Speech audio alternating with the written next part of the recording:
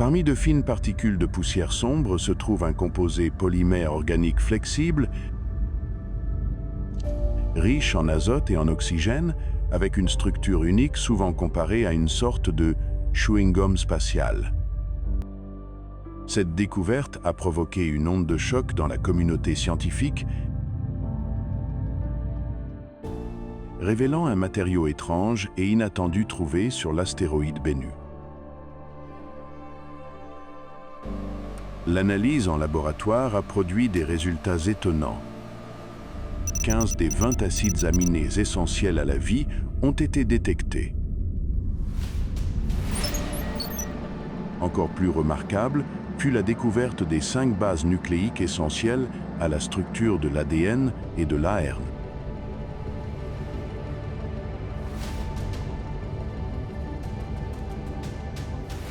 Pour la première fois dans l'histoire, les scientifiques ont confirmé la présence de sucres comme le ribose et le glucose directement sur un objet extraterrestre.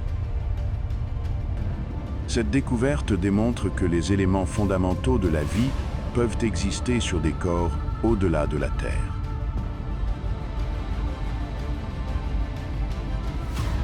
Ces particules prébiotiques pourraient-elles être la clé pour percer l'origine de la vie sur notre planète ?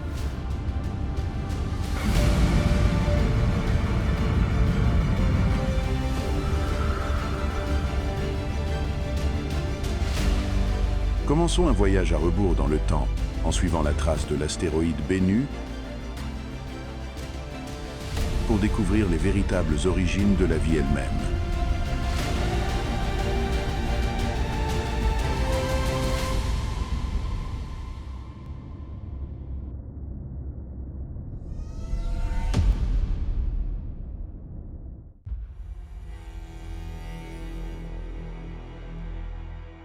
Bennu mesure seulement environ 500 mètres de large, avec une forme semblable à une toupie tournant lentement et dérivant dans l'espace, avec une surface sombre et accidentée.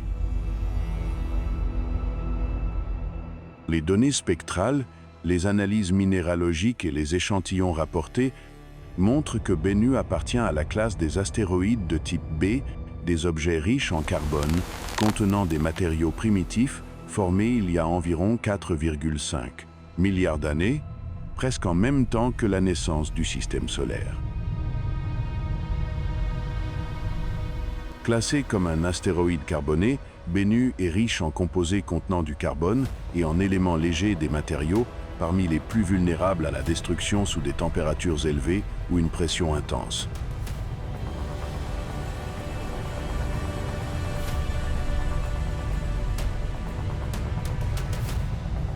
Les analyses indiquent que Bennu n'a jamais été chauffé au-delà de quelques centaines de degrés Celsius au cours de son histoire, un seuil suffisamment bas pour permettre à de nombreux composés organiques complexes de survivre pendant d'immenses périodes de temps.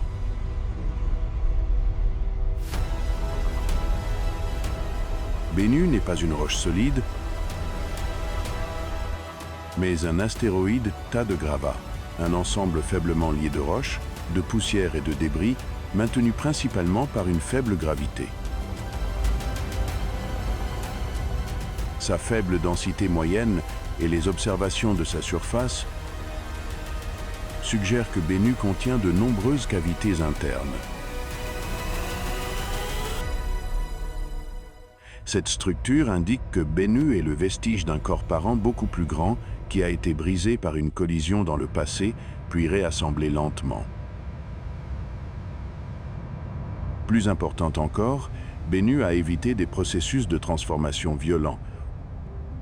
Aucune pression suffisante pour recristalliser les minéraux et aucune chaleur interne pour effacer sa mémoire chimique d'origine.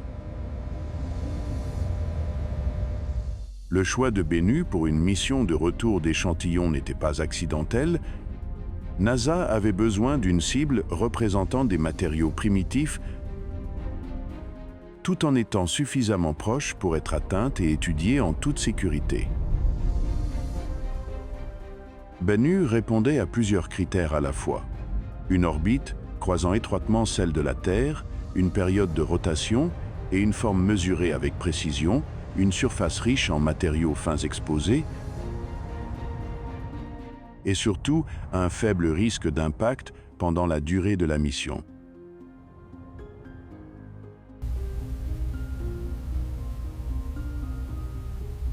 Ces facteurs n'étaient pas seulement des considérations d'ingénierie, ils garantissaient également que les échantillons collectés préserveraient fidèlement l'histoire chimique de Bennu,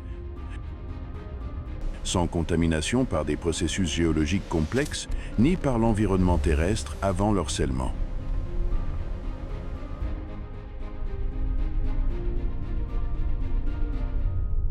Comparé aux météorites qui tombent sur Terre toujours altérées par la chaleur, la pression et l'eau atmosphérique Bennu permettent aux scientifiques d'accéder à des matériaux qui n'ont jamais subi de contact biologique.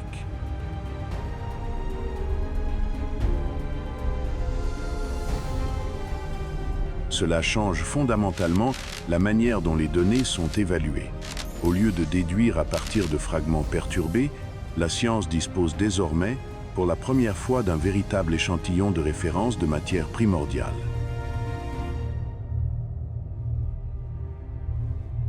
Bennu est petit, fragile et facilement brisable. Pourtant, c'est précisément cette fragilité qui lui a permis de subsister comme une archive cosmique.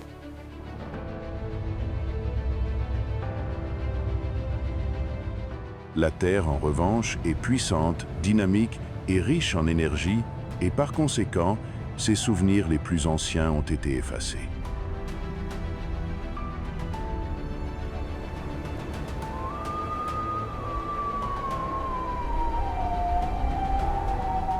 Lorsque nous observons Bennu, nous ne regardons pas simplement un astéroïde, nous voyons une version du passé de la Terre qui a été perdue. Cela pousse la science à faire preuve d'humilité. Pour comprendre nos propres origines, nous devons parfois nous tourner vers des mondes qui n'ont jamais vraiment grandi. Et à mesure que les échantillons sont étudiés plus en profondeur, une autre vérité émerge progressivement dans la structure de Bennu, apparaissent des signatures claires d'eau et d'une altération géochimique passée, des minéraux qui n'auraient pu se former qu'en présence d'eau liquide.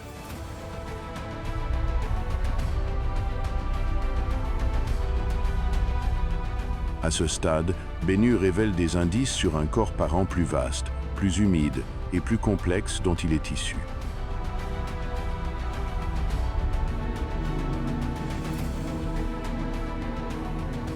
Ici, les preuves ne sont plus spéculatives, mais minéralogiques des enregistrements concrets d'une histoire humide gravée à l'aube du système solaire.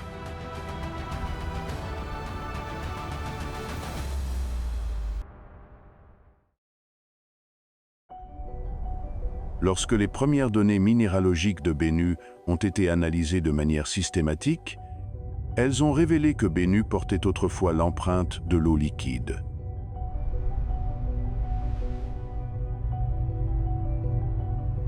Il ne s'agit pas d'océans de surface ni de glace gelée, mais d'eau ayant directement participé à des réactions chimiques au cœur du matériau qui compose cet astéroïde.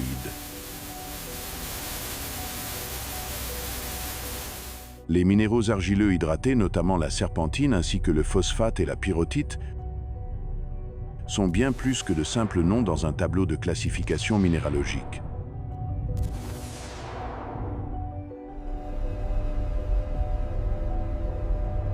La serpentine est particulièrement importante car elle ne se forme que lorsque la roche silicatée réagit avec de l'eau liquide à des températures relativement basses, généralement inférieures à environ 300 à 400 degrés Celsius.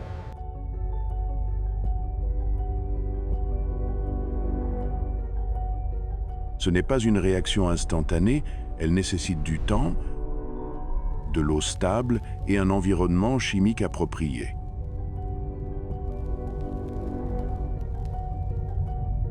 Un petit astéroïde comme Bennu,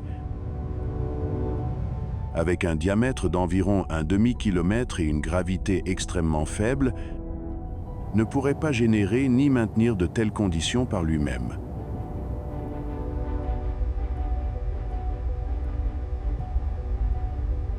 Cela conduit à une conclusion logique mais révolutionnaire.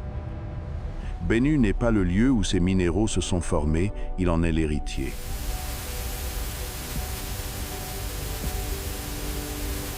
Le matériau qui compose Bennu faisait autrefois partie d'un corps beaucoup plus grand, soit une protoplanète, soit un astéroïde primordial d'au moins plus de 10 km de taille, suffisamment grand pour retenir la chaleur interne et permettre à l'eau liquide d'exister sur de longues périodes.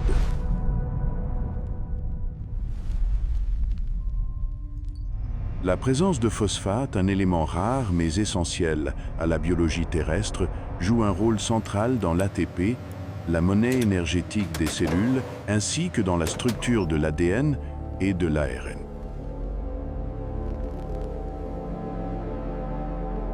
Dans les environnements spatiaux, le phosphate est difficile à dissoudre ou à devenir chimiquement actif sans la présence d'eau.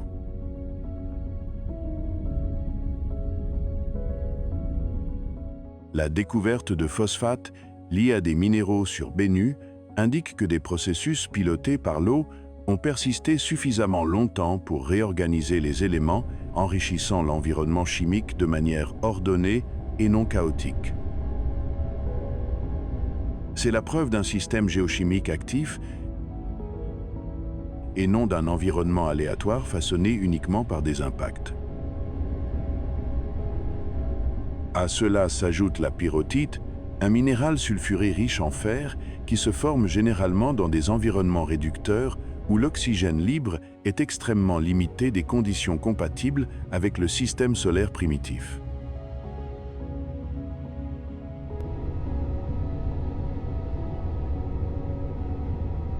La coexistence de la pyrrhotite avec des minéraux argileux hydratés suggère que l'eau sur le corps parent de Bennu n'était pas une eau douce, mais une eau impliquée dans des réactions chimiques dynamiques où le fer, le soufre et d'autres éléments étaient continuellement redistribués. Placés dans le contexte plus large de l'histoire du système solaire, ces minéraux indiquent que durant la période initiale entre environ 4,56 et 4,4 milliards d'années, l'eau n'était pas une exception.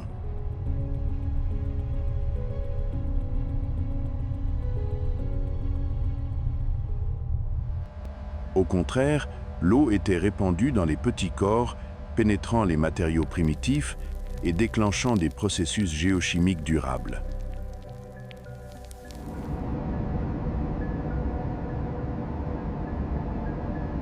Cela soutient fortement l'hypothèse selon laquelle la matière organique et l'eau étaient distribuées dans tout le jeune système solaire avant que les planètes ne forment pleinement leur structure et ne se stabilisent sur leur orbite.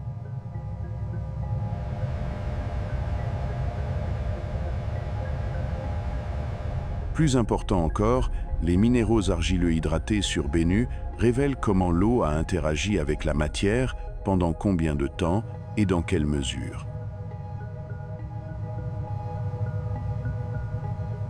Ces informations sont cruciales pour les scientifiques qui modélisent la formation des planétésimaux, comprennent comment la chaleur et l'eau interagissent dans les petits corps et expliquent pourquoi certains objets préservent une chimie primitive alors que d'autres non.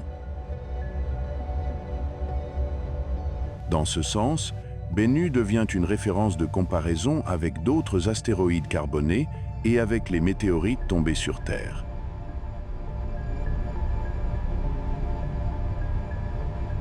Pour la première fois, nous pouvons étudier en détail un objet primitif portant des traces claires d'eau qui n'a jamais été exposé à l'environnement terrestre.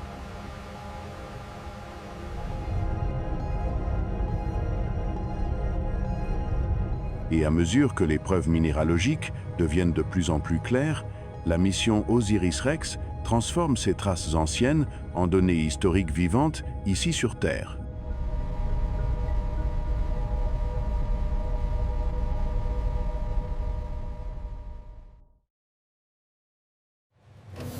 Les analyses chimiques confirment que Bennu contient une riche collection de composés organiques complexes, y compris de nombreux acides aminés, des bases nucléiques et des molécules contenant du carbone, de l'azote et de l'oxygène, les éléments fondamentaux de la biologie.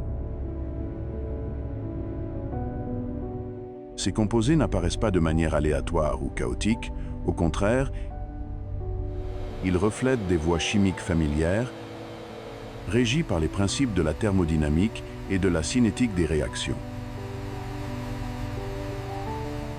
C'est ici que l'hypothèse de la panspermie chimique reçoit un soutien important, avec des astéroïdes et des comètes riches en carbone agissant comme des vecteurs, transportant les éléments de base de la vie vers de jeunes planètes. Une idée clé révélée par Bennu est la nature répandue des ingrédients prébiotiques. Plutôt que d'être des anomalies rares, Bennu montre le contraire. Dans des environnements riches en carbone ayant connu de l'eau et un rayonnement modéré, ces molécules peuvent se former naturellement.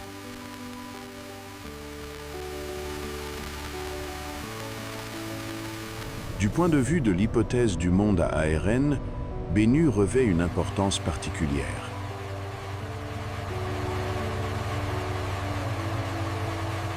Les données de Bennu suggèrent que ces composants n'ont pas besoin de se former au même moment ni au même endroit.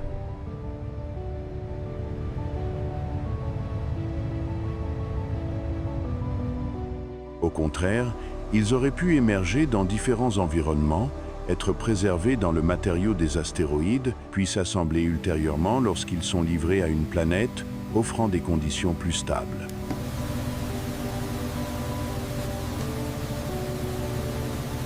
Plutôt qu'un système fermé, Bennu suggère que la Terre a pu être continuellement réapprovisionnée par des astéroïdes carbonés au début de son histoire, notamment pendant les périodes de bombardement intenses.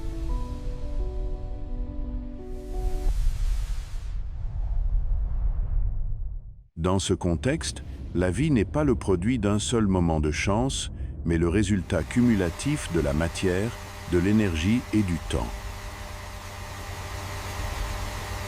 Cependant, aucune preuve n'indique que la vie ait jamais existé sur Bennu lui-même. Il n'existe aucune structure biologique, aucun signe de métabolisme, ni aucune organisation caractéristique des systèmes vivants. Quelle que soit l'abondance des molécules, elles ne deviennent pas automatiquement vivantes. Elles nécessitent un environnement stable, des cycles d'énergie continue et des mécanismes de sélection pour franchir ce seuil d'organisation. Bennu fournit les matériaux, mais pas le contexte final.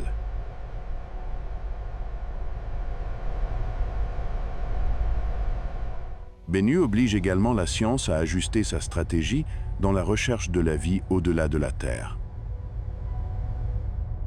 Plutôt que de se concentrer uniquement sur des planètes semblables à la Terre actuelle, les données de Bennu indiquent la nécessité de comprendre l'ensemble du réseau de distribution chimique au sein d'un système planétaire astéroïdes, comètes, lunes et processus liés aux impacts. Et à mesure que les preuves minéralogiques deviennent de plus en plus claires, la mission OSIRIS-REx transforme ces traces anciennes en données historiques vivantes ici sur Terre.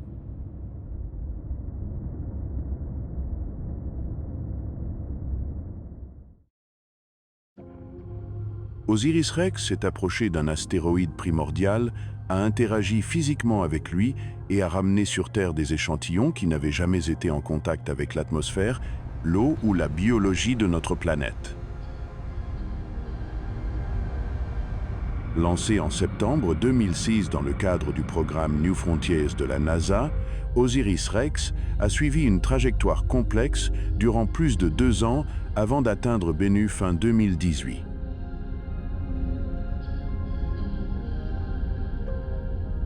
La masse de Bennu est si faible que sa gravité de surface n'est qu'environ 1/1000e de celle de la Terre.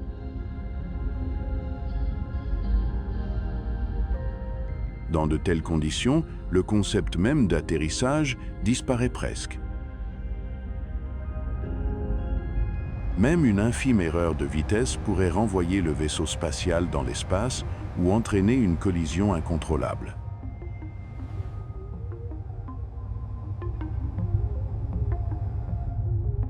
Bennu tourne rapidement, avec une période d'environ 4,3 heures, et sa forme asymétrique crée un champ gravitationnel irrégulier. Les mesures orbitales montrent également que Bennu est fortement influencé par l'effet Yorp, dans lequel le rayonnement solaire génère un couple qui modifie progressivement la vitesse de rotation de l'astéroïde au fil du temps. Pour Osiris-Rex, cela signifiait que chaque modèle dynamique devait être continuellement mis à jour, car la surface de Bennu n'était pas une plateforme statique, mais un système en évolution lente.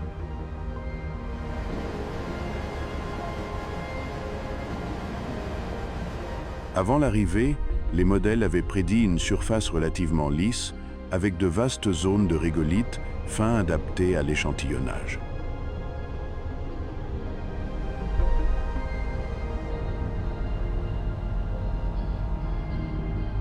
La réalité s'est révélée très différente. Bennu s'est avéré être un monde dominé par des rochers, où les gros blocs prédominent et où les matériaux fins sont rares. Cela a obligé les équipes scientifiques et d'ingénierie à repenser leur stratégie d'échantillonnage en temps réel pendant la mission. Un véritable test de la capacité d'adaptation de la science moderne. La clé de toute la mission résidait dans la technologie TAGZAM, le mécanisme d'acquisition d'échantillons par contact et retrait.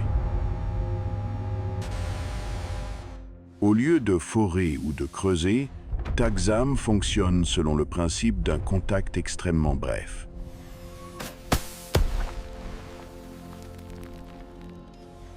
Le bras robotique d'Osiris-Rex, long de plus de 3 mètres, a été conçu pour toucher la surface de Bennu pendant seulement quelques secondes, tout en libérant une bouffée de gaz d'azote comprimé afin de soulever le matériau et de le diriger vers la tête d'échantillonnage.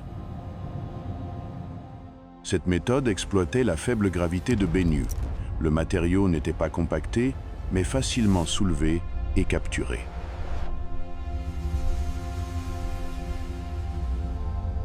L'objectif minimal de la mission était de collecter 60 grammes de matériaux, une quantité modeste, mais suffisante pour des analyses dans des laboratoires du monde entier.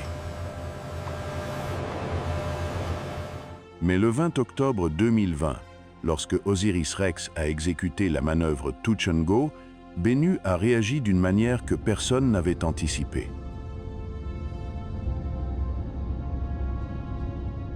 Au lieu de résister, la surface s'est effondrée sous la tête TAGZAM, se comportant comme une couche de matériaux poreux.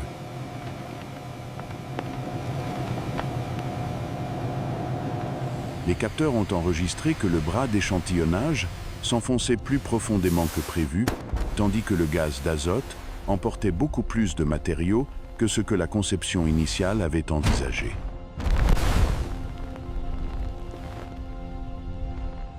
Face au risque de perte irréversible, l'équipe de la mission a pris une décision rapide et critique. Sceller la tête d'échantillonnage plus tôt, en sautant certaines étapes de vérification prévues afin de privilégier la préservation du matériau collecté.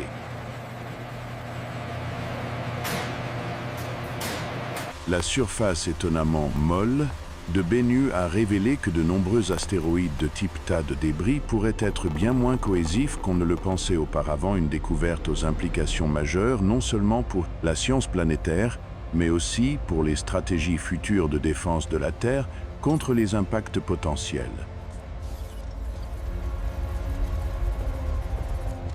Ici, Osiris-Rex n'a pas seulement collecté des échantillons, il a contraint la science à réviser une hypothèse fondamentale.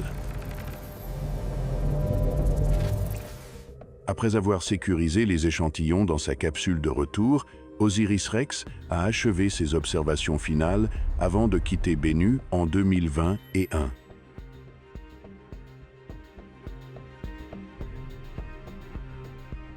Tout au long de cette phase, le vaisseau transportait non seulement du matériau ancien, mais aussi un message clair. L'humanité est entrée dans une ère d'interaction directe avec l'histoire du système solaire, sans être limitée à une simple observation passive. Pourtant, le défi le plus sévère restait à venir transporter ce matériau fragile sur des centaines de millions de kilomètres dans l'espace, rentrer dans l'atmosphère terrestre à une vitesse extrême, tout en préservant son intégrité chimique.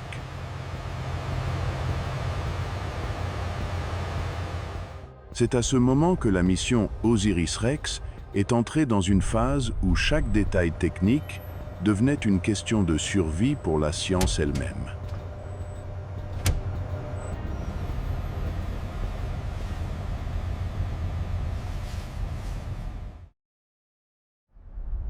En septembre 2023, la capsule d'échantillons s'est séparée de son vaisseau principal et a commencé sa rentrée dans l'atmosphère terrestre.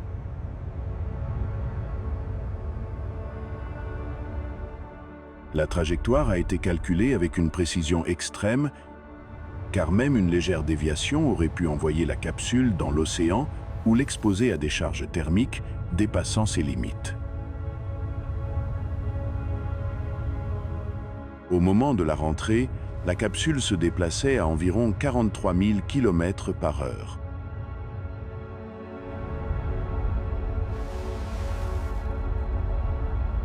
Le frottement, avec l'air comprimé devant elle, a généré une enveloppe de plasma portant les températures de surface à environ 2700 degrés Celsius, une chaleur suffisante pour détruire la plupart des matériaux utilisés en ingénierie aérospatiale.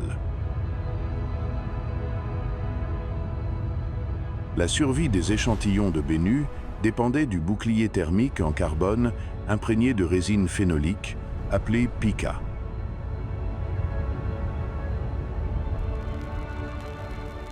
Ce n'était pas simplement une couche de protection passive. Le PICA fonctionne par ablation contrôlée, évacuant la chaleur loin du cœur de la capsule. Pendant les brèves minutes de la rentrée, la couche externe s'est progressivement sacrifiée pour maintenir l'intérieur où se trouvaient les échantillons en dessous de 75 degrés Celsius. Ce seuil était crucial, car de nombreux composés organiques et polymères prébiotiques peuvent se dégrader ou se modifier chimiquement si la température dépasse cette limite. À cet instant, des milliards d'années d'histoire chimique du système solaire étaient confiées à une conception matérielle à la fois délicate et d'une précision extrême.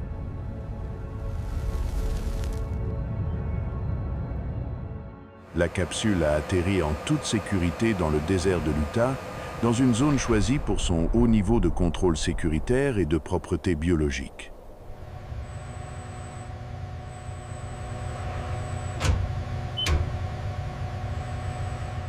Dès le tout début, les échantillons de Bennu n'ont jamais été autorisés à entrer en contact avec l'air terrestre.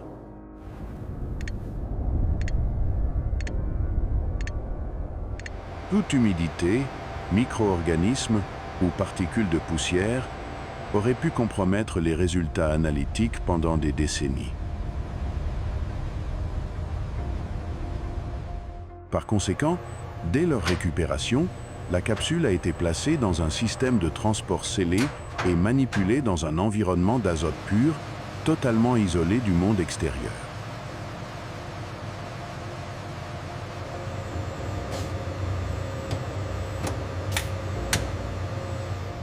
Puis, un problème inattendu est apparu non pas venu de l'espace, mais de la poussière de Bennu elle-même, dont les particules ultra-fines s'étaient infiltrées dans les filetages de vis et les mécanismes de verrouillage de la capsule.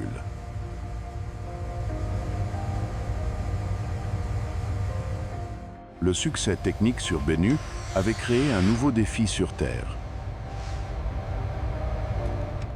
Les ingénieurs et les scientifiques ont dû développer des outils entièrement nouveaux, suffisamment précis pour fonctionner dans des espaces confinés, suffisamment délicat pour ne pas endommager le matériau et suffisamment propre pour éviter toute contamination dans l'environnement d'analyse. Toutes les opérations ont été menées dans des boîtes à gants remplies d'azote en utilisant des gants spécialisés et des procédures de contrôle de contamination à plusieurs niveaux.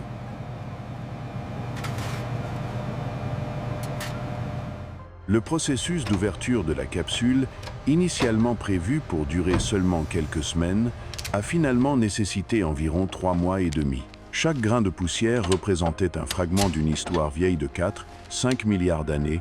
Privilégier la fiabilité plutôt que la rapidité était un choix scientifique éthique et non simplement technique.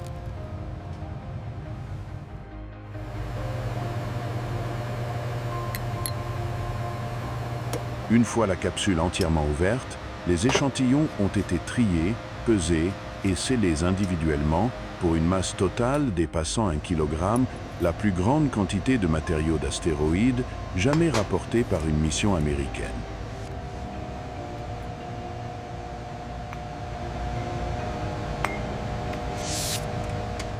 Une partie a été allouée à une analyse immédiate, tandis que le reste a été placé en stockage à long terme, préservé comme un héritage scientifique pour les générations futures, lorsque les technologies analytiques auront dépassé les capacités actuelles.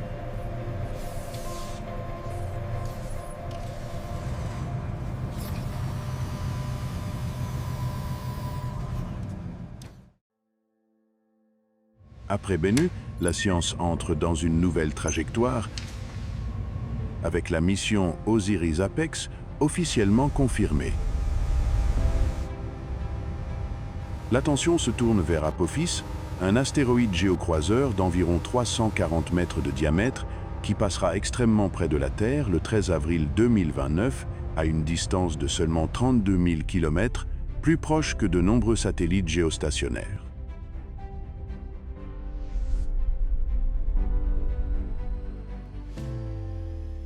Contrairement à Bennu, Apophis n'est pas une cible de mission de retour d'échantillons.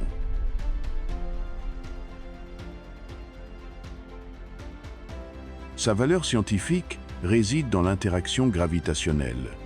Pour la première fois, l'humanité pourra observer de près comment les forces de marée de la Terre agissent sur un astéroïde à pleine échelle réelle. D'autres cibles carbonées, comme Ryugu, permettent une comparaison directe, ce qui est universel dans la chimie prébiotique et ce qui est propre à chaque corps céleste. Plus le nombre d'astéroïdes étudiés augmente, plus l'image devient claire. La matière primordiale n'est pas uniforme, mais elle obéit à des règles fondamentales communes. Cette série de missions ravive également l'intérêt pour un concept autrefois considéré comme pure science-fiction, les ressources spatiales. Les astéroïdes riches en carbone contiennent de l'eau et des composés volatiles, des sources potentielles de carburant pour de futures stations de transfert. Les astéroïdes métalliques contiennent du fer, du nickel et des métaux précieux.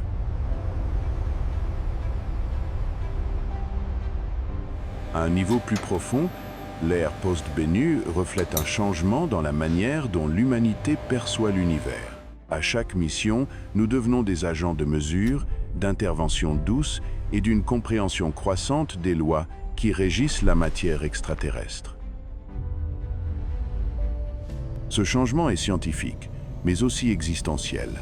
En apprenant davantage sur les astéroïdes, l'humanité apprend à coexister avec un univers dynamique où le risque et l'opportunité existent toujours côte à côte.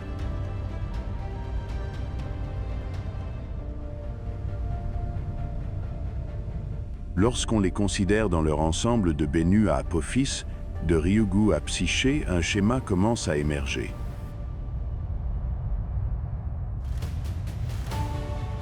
Les astéroïdes ne sont pas des débris sans signification, mais des chapitres non lus de l'histoire du système solaire.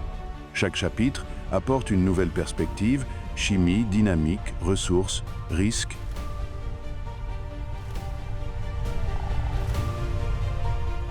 Pris ensemble, ils offrent à l'humanité la possibilité de comprendre non seulement comment les planètes se forment, mais aussi son propre rôle dans ce processus en tant qu'espèce capable de réflexion, de préparation et de choisir son avenir sur la base du savoir.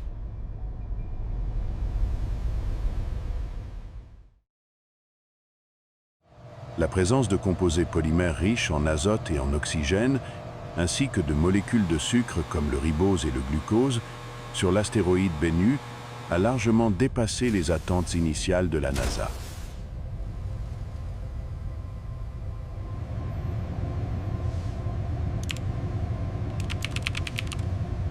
Il ne s'agissait pas de simples découvertes accidentelles. Elles représentent des pièces manquantes dans le tableau global de la formation du système solaire. Dans l'environnement hostile de l'espace profond où le rayonnement et les températures extrêmes détruisent habituellement les structures organiques, Bennu a agi comme un laboratoire naturel résilient, préservant les ingrédients les plus primitifs de l'univers pendant plus de 4,5 milliards d'années.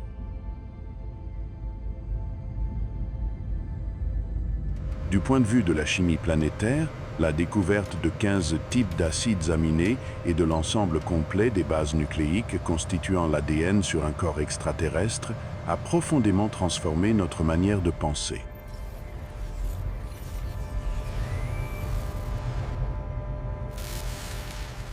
Elle confirme une idée fondamentale. Les précurseurs de la vie ne sont pas des produits exclusifs de l'environnement terrestre.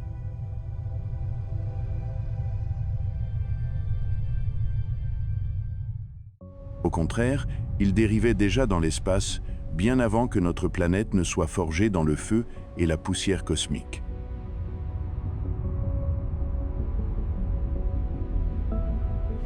Alors que la mission sur Bennu touche à sa fin, nous avons rapporté bien plus que de simples grains de poussière noire et sèche.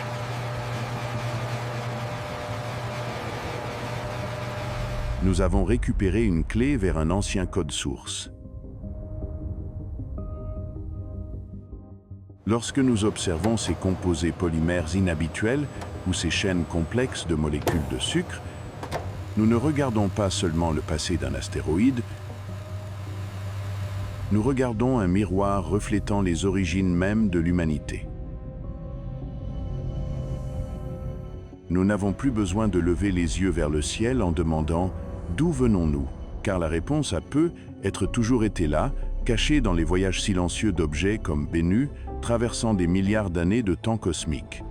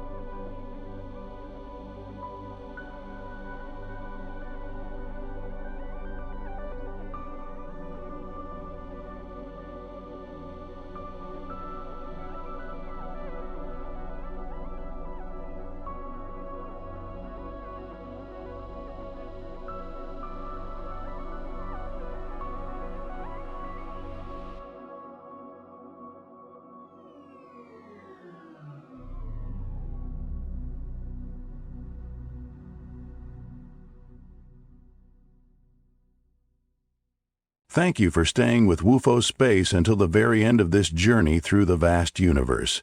If you found this video interesting and insightful, don't forget to like, share, and subscribe to WUFO Space so you won't miss our next cosmic adventures. Your support means the world to us and fuels our passion to keep exploring the wonders beyond.